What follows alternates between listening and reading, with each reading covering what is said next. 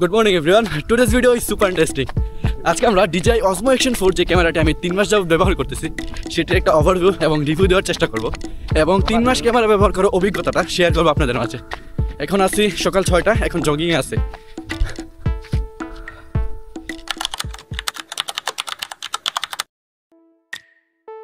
DJI Osmo Action 4 ক্যামেরাটি ব্যবহার করছি আমি গত 3 মাস যাবত। যদি আপনি ব্লগিং এবং আউটডোর অ্যাডভেঞ্চার ভিডিও করে থাকেন হয়তো এই ক্যামেরাটি হতে পারে আপনার জন্য আদর্শ। আর 2024 সালের লাস্টের দিকে এসেও কি আপনার এই ক্যামেরাটা কেনা উচিত হবে? যদিও recently DJI Osmo Action 5 Pro যেটা লঞ্চ হয়েছে, চলুন আজকের এই ভিডিওতে সেই সম্পর্কে আলোচনা করব। প্রথমেই কথা বলা যাক ডিজাইন এবং ভিল কোয়ালিটি নিয়ে।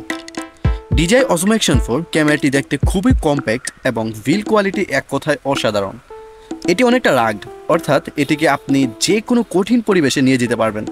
ক্যামেরাটির সামনে এবং পিছনে স্ক্রিন থাকায় খুব সহজেই ফ্রেমিং করা যায় এবং ভিডিও করার সময় দেখতে পারবেন আপনাকে ঠিকভাবে দেখা যাচ্ছে কিনা। এখানে আরও একটি সুবিধা হচ্ছে ক্যামেরার সামনে এবং পিছনে দুইটি স্ক্রিনে হচ্ছে টাচ স্ক্রিন, যার কারণে সেটিংসগুলো খুব সহজেই পরিবর্তন করা যায়। আচ্ছা, এখন কথা বলা যাক ইমেজ এবং ভিডিও কোয়ালিটি নিয়ে। এর ভিডিও কোয়ালিটি সত্যিই চমৎকার।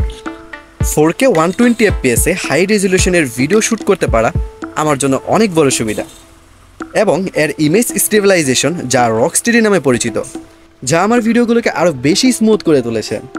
যেমন মোবাইলে ওয়াইএস থাকে, ওয়াইএস হচ্ছে অপটিক্যাল ইমেজ স্টেবিলাইজেশন। সোজা বাংলা কথায় বলতে গেলে যে ভিডিওতে কাপাকাপি যে ভাবটা থাকে, যে শেকিনেসটা থাকে, সেটা দেখা যায় না। সকাল 6টায় জগিংয়ে বের হওয়ার পর এখন DJI Osmo Action 4 এর স্টেবিলিটি চেক করব। এখন একটু দৌড়াবো, দেখবো এটা ফুটেজটা কতটা শার্প আসে। এটা ছিল রকস্টেডিতে, এটাতে 3 থেকে 4টা মোডে স্টেবিলিটি চেক করা যায়। তো এখন আছি রকস্টেডি প্লাসে, তো আর একটু দৌড়ি। ফোনের এটা হচ্ছে রকস্টেডি প্লাসের স্টেবিলিটি, দেখতেই পাচ্ছেন কতটা স্টেবল থাকে একটা ফুটেজ।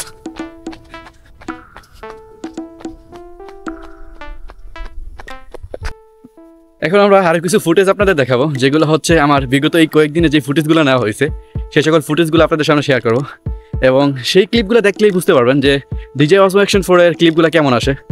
এবং আর হ্যাঁ, এই ক্যামেরাটা কিন্তু ওয়াটারপ্রুফ। এটা হচ্ছে পানির 18 মিটার নিচে পর্যন্ত যেতে পারবে without any case.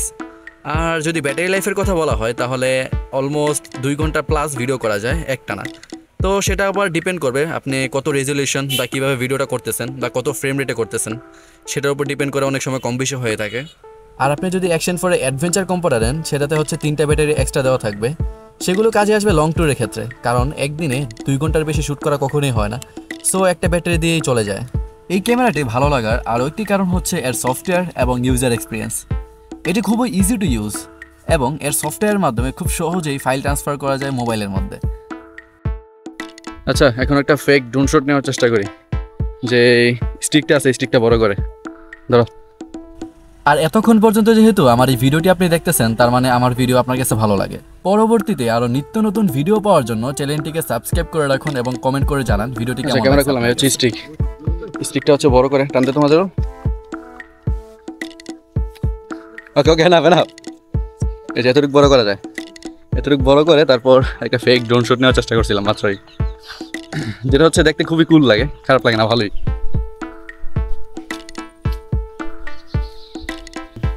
Recently DJI Osmo Action 5 Pro এটা লঞ্চ হয়েছে এবং আপনারা যদি চান সেটা নিয়ে একটা কম্পারিজন ভিডিও দেওয়ার চেষ্টা করব যে আসলে কোনটা নেওয়া উচিত। সময় হচ্ছে সকাল 6:30। জগিং শেষ করার পর এখানে হচ্ছে আমাদের রেস্ট নেওয়ার একটা স্থান, যেটাতে ছোটোকাল থেকে এখন পর্যন্ত আমরা যেখানে বসে থাকি আড্ডা দিই। এটা হচ্ছে আমাদের পুকুর, যদিও এখানে কোনো মাছ চাষ করা হয় না। এখন আপনাদের এই ক্যামেরাটি সম্পর্কে কিছু ভালো দিক এবং খারাপ দিক তুলে ধরার চেষ্টা করব, যেগুলো আমি এই কয়েকদিন ব্যবহারের ক্ষেত্রে ফেস করেছি। এই ক্যামেরাটিতে সবথেকে যেটা ভালো লাগে আমার সেটা হচ্ছে অটো পাওয়ার অফ। একটা টাইম সেট করে দেওয়া যায়, নির্দিষ্ট একটা টাইম, যেখানে 2 মিনিট 3 মিনিট পর নিজেই ক্যামেরাটি অফ হয়ে যায়। এটা হচ্ছে আমার খুবই কাজে লাগে, কারণ আমার ক্যামেরাটা বন্ধ করতেই মনে থাকে না। যে কোনো ভিডিও শেষ করার পর ক্যামেরা বন্ধ করতে বলে যাই, আর দেখা যায় কি 2 মিনিট 3 মিনিট পর অটোমেটিক ক্যামেরাটা বন্ধ হয়ে যায়। সেটা হচ্ছে আমার জন্য খুবই ইউজফুল।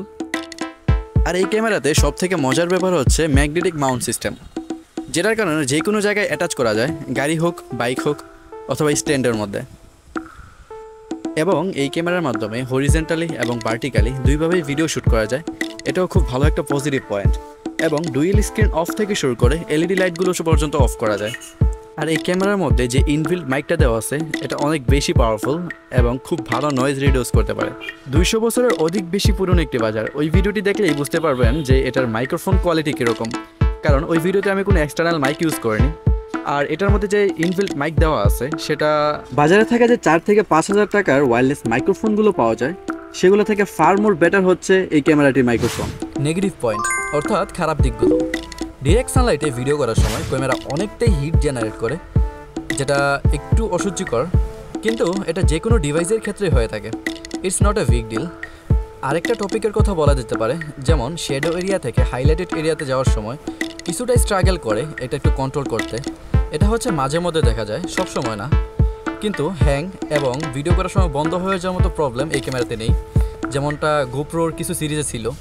সর্বশেষে বলা যেতে পারে DJI Osmo Action 4 একটি পারফেক্ট ব্লগিং ক্যামেরা হতে পারে আপনার জন্য, আপনার ইউজের উপর ভিত্তি করে। এবং সবাই কমেন্ট করে জানাবেন আজকের এই ভিডিওটি আপনাদের কাছে কেমন লাগলো এবং পরবর্তীতে কীরকম ভিডিও দেখতে চান।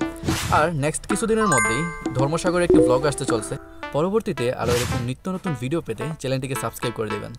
দেখা হচ্ছে পরবর্তী কোনো নতুন টপিক নিয়ে। ততদিন পর্যন্ত সবাই ভালো থাকবেন, সুস্থ থাকবেন। আল্লাহ হাফেজ।